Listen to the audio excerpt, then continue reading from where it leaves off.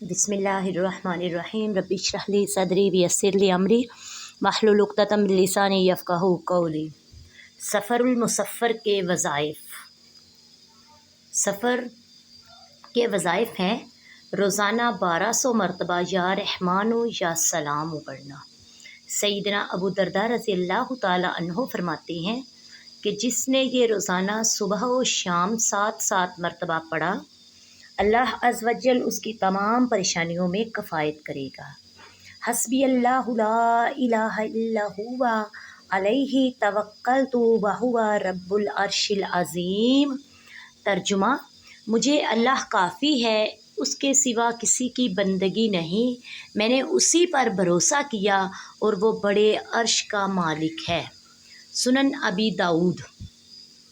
ہر بلا و آفت اور مصیبت سے، گولی، خودکش بم دھماکے سے حفاظت کی دعا۔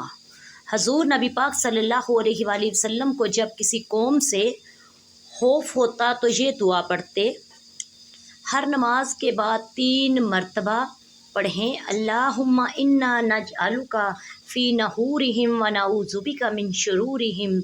اے اللہ عز و جل، ہم تجھے دشمنوں کے مقابل کرتے ہیں اور ان کی شرارتوں سے تیری پناہ چاہتے ہیں۔ نمبر 4، روزانہ 2 رکعت صلاۃ التوبہ۔ نمبر 5، سفر المسافر کے ماہ مبارک میں 3 روزے رکھنا۔ اللہ تعالیٰ سے دعا ہے ہمیں دین کی سمجھ عطا فرمائے۔ وما علینا الا البلاغ المبین۔ السلام علیکم ورحمۃ اللہ وبرکاتہ۔